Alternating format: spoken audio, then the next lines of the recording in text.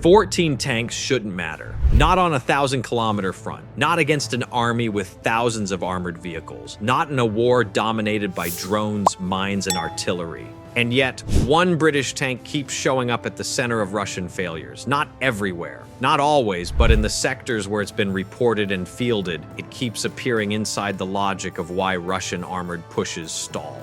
Not because it racks up insane kill counts, not because it charges head-on into enemy lines, but because in those reported sectors, Russian armor starts moving differently, slower, more cautious, more hesitant. This is the story of how Ukraine turned Britain's Challenger 2 into a kill zone anchor, and why that quietly broke Russian momentum in ways Moscow did not expect. Russian armored doctrine still revolves around one idea: momentum. Move fast. Push forward in mass. Force the defender to react before they can coordinate. That approach worked when battlefields were opaque, when fog, distance, and chaos limited what defenders could see.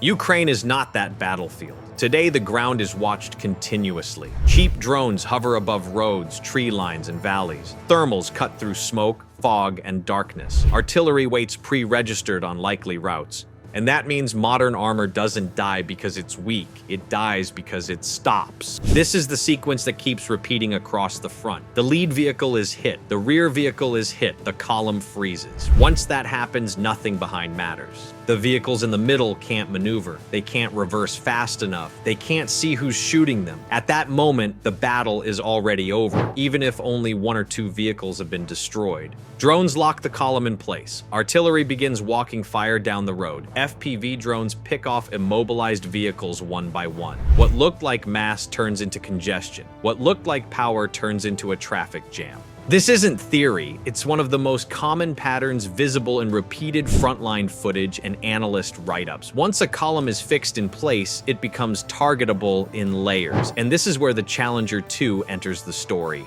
The Challenger 2 was never designed to sprint across open plains at full speed. It was designed to see first, shoot first, and survive. Its strength isn't aggression. It's control. Ukrainian crews didn't use it as a breakthrough tank. They used it as an overwatch platform, positioned behind terrain, ridge lines, and cover. From there, it doesn't need to destroy everything. It only needs to do one thing: stop movement. Once movement stops, everything else takes over.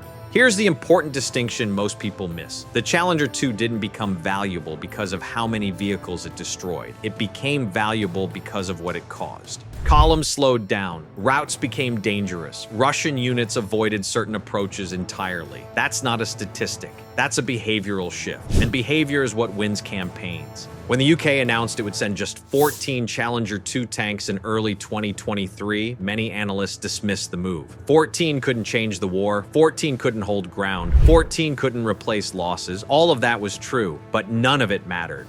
Because Ukraine didn't use them as numbers, it used them as keystones. A keystone doesn't dominate a structure. It locks everything else into place. One Challenger positioned correctly could anchor drone reconnaissance, artillery coverage, anti-armor teams, infantry movement. It didn't fight alone. It made the rest of the system work better. And then came the moment that proved this wasn't propaganda. In September 2023, a Challenger 2 was destroyed near Robotyne, the first confirmed combat loss of the type. This wasn't a tank duel. It wasn't Russian armor outgunning it. It was something far more revealing. Public reporting differs on the exact sequence, but the core lesson is consistent. Once a heavy tank is fixed in place and observed, follow-on fire can finish it. The crew reportedly survived, which matters and fits the platform's long-standing emphasis on crew protection, but the vehicle didn't. And that moment taught everyone watching the same lesson. Even heavily protected tanks die if they stop moving. Robotyne didn't expose a weakness unique to the Challenger. It exposed a reality of modern warfare. Mobility kills are now more decisive than penetrations. Mines, drones, and artillery work together. Survivability means buying time, not invincibility. And that reinforced Ukraine's approach. After Robotyne, the Challenger wasn't pushed forward recklessly. It was used even more carefully, as a stopper, not a spear, which made Russian commanders even more cautious. Russia can replace vehicles. It cannot easily replace tempo. Every time a column slows, the timeline slips. Every time a route becomes dangerous, pressure shifts elsewhere. Every pause compounds. This is how offensives bleed out, not in dramatic defeats, but in repeated delays. And by 2024, those delays started showing up somewhere Moscow never expected, on Russian soil. Because when Western armor crosses the border, even in small numbers, it doesn't just alter the tactical picture. It changes how the fight feels. Routes that once seemed safe start getting avoided. Timelines stretch, orders slow down. The danger isn't the tank itself, it's the uncertainty it creates, the sense that something you can't quite see is now shaping the battlefield. That shift became impossible to ignore once fighting spilled onto Russian territory. Suddenly, Moscow wasn't just defending positions, it was reacting to a war whose rhythm it no longer fully controlled, and that's where the story moves next. What happened around Kursk wasn't supposed to happen. For 2 years, Russia fought this war with one psychological advantage still intact: the belief that escalation could be managed geographically. Ukraine could fight, Ukraine could strike, but Russia's own territory was supposed to feel different, safer, controlled, predictable. That illusion cracked the moment reporting began describing Western-supplied systems operating inside Russia's border region in mid-2024. Not leading parades, not spearheading a dramatic armored breakthrough, just being there. By mid to late 2024, reporting described Ukrainian operations inside Russia's Kursk region using a mix of equipment, including Western-supplied systems. The emphasis wasn't on holding ground, it was on disrupting logistics, forcing redeployments, and breaking rhythm.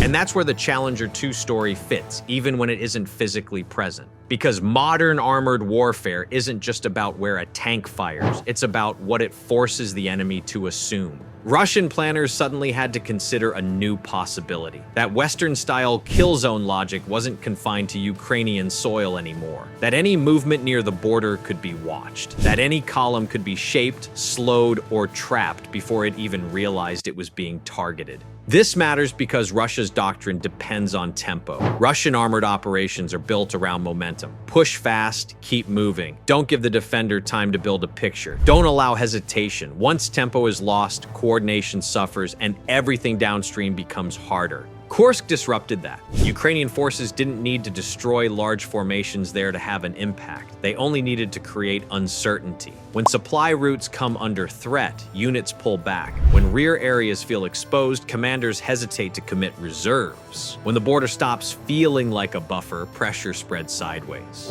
This is where the Challenger 2's influence becomes indirect but powerful. Ukraine had already shown how Western tanks are used most effectively, not charging forward but anchoring spaces, sitting just far enough back to see first, to fire first, to stop movement rather than chase it. Once Russia understands that this logic can be applied beyond Ukraine's borders, behavior changes even where no challenger is present. Routes get rerouted, columns move slower, security elements multiply. All of that bleeds time, and bleeding time is fatal to an offensive mindset. Western armor didn't need to lead the Kursk incursions to matter. Its existence had already reshaped how Russian forces think about risk. The fear wasn't that a challenger would suddenly appear over a hill. The fear was that the battlefield logic Ukraine had perfected would travel with it. And once that happens, Russia stops dictating pace. It starts reacting. That loss of initiative is subtle. It doesn't show up in dramatic footage, but it forces a quiet shift. Commanders planning defensively instead of offensively, units guarding roads instead of advancing along them, reserves held back instead of committed.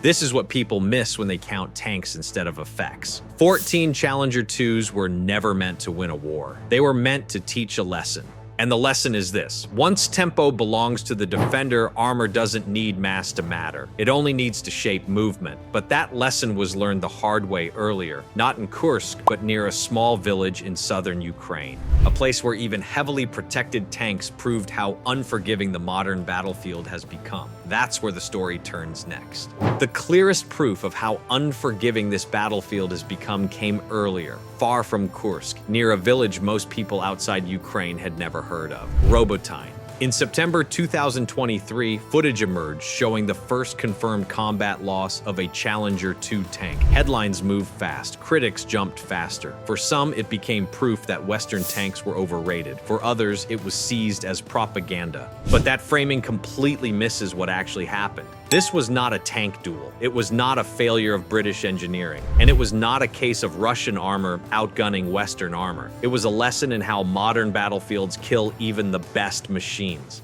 Public reporting has differed on the exact chain of events, but the broad picture is consistent. Once a heavy vehicle is fixed, observed, and targeted, it becomes vulnerable to follow-on fire. What followed was not instantaneous destruction. It was something far more revealing. The immobilized tank was then hit by follow-on fire, likely artillery, after its position had been identified. The key detail is this: the crew survived. They evacuated. The tank was eventually destroyed, but it did exactly what it was designed to do in its worst moment. It kept its crew alive. That outcome tells you more about Challenger 2 than any kill count ever could. Because in Ukraine, survival is not a footnote. It is the metric. What killed that tank wasn't inferior armor or outdated systems. It was the environment. Mines, persistent surveillance, precision fires, a battlefield where hesitation equals exposure and exposure equals targeting. This is the reality every tank faces now. Even the most advanced armor in the world cannot ignore drones, cannot ignore mines, cannot remain stationary under observation. Mobility, concealment, and timing matter more than thickness. And here's the crucial part. Robotyne didn't discredit the Challenger 2.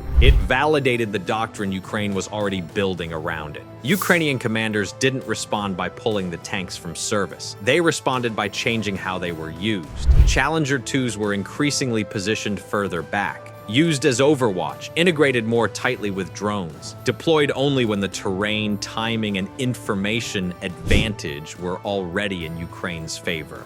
That shift matters because the Challenger 2 was never meant to bulldoze through minefields alone. It was meant to anchor a kill zone, to dominate space without exposing itself unnecessarily, to fire from positions where detection comes late and return fire comes slower. Robotyne reinforced that logic in the harshest way possible. And from that moment on, the tank's role in Ukraine became clearer. Not a breakthrough spear, not a frontline brawler, but a keystone. A piece that doesn't need to move much to matter, as long as everything around it moves differently because it exists. This is where the only 14 tanks argument collapses. Because once a tank shapes behavior instead of chasing targets, quantity stops being the main variable. And that brings us to the decision that made all of this possible in the first place. A decision that looked symbolic at the time and turned out to be anything but. When the UK announced it would send just 14 Challenger 2 tanks to Ukraine in early 2023, the reaction was almost dismissive. 14, not a battalion, not a brigade, not enough to change a front stretching hundreds of kilometers. On paper, it looked symbolic, political, a gesture meant to unlock other deliveries rather than shape combat itself. And that's exactly why most people misunderstood it. Because those 14 tanks were never meant to win battles by mass. They were meant to do something far more disruptive. They were meant to become keystones. In modern warfare, a keystone system isn't the thing that destroys everything. It's the thing that everything else organizes around. It anchors behavior. It reshapes movement. It forces the enemy to plan differently even when it isn't firing. That's what Challenger 2 became. Ukrainian units didn't scatter the tanks across the front. They concentrated them where terrain, sight lines, and drone coverage already favored the defender. The tank didn't go looking for Russian armor. Russian armor learned to avoid areas where the tank might be. This is how a small number creates an outsized effect. Once Russian commanders knew that a Challenger could be sitting hull down behind a ridgeline, watching with high-quality thermals, able to hit accurately at long range, the calculus changed. A push that might have been acceptable against older Ukrainian armor suddenly carried more risk. And risk is everything in a war where every movement is seen. This is the part most discussions miss. The Challenger 2 doesn't need to be present everywhere. It only needs to be possibly present somewhere. That uncertainty forces slower advances, wider spacing, more reconnaissance, more hesitation. Hesitation is lethal in a drone war. Every pause gives Ukrainian drones time to reposition. Every delay gives artillery time to register targets. Every cautious maneuver stretches logistics and burns fuel under observation. So those 14 tanks didn't create pressure by attacking. They created pressure by existing. That's why British and Ukrainian sources consistently describe the Challenger's impact in terms of overwatch, denial, and confidence rather than breakthrough or kill counts. It wasn't about how many vehicles it destroyed, it was about how many advances it stopped before they even started. And there's another layer to this. The Challenger 2 didn't arrive alone. It arrived with British training, British doctrine, and a specific way of thinking about armored warfare. Ukrainian crews weren't just learning how to fire the gun. They were learning how to fight with patience, how to let the enemy commit first, how to turn information into leverage. That mindset spread. Other units began applying similar logic, even without challengers. Drones first, fix the enemy in place, strike the lead and rear, break the column, let follow-on fires do the rest. You can see that pattern repeat again and again across the front. And eventually that logic didn't just stay inside Ukraine, it crossed a border. Because once Western equipment began appearing not just defensively, but across the line Russia assumed would never be crossed, the war shifted again, not tactically, but psychologically. That moment didn't announce itself with a single explosion. It arrived quietly. In Kursk,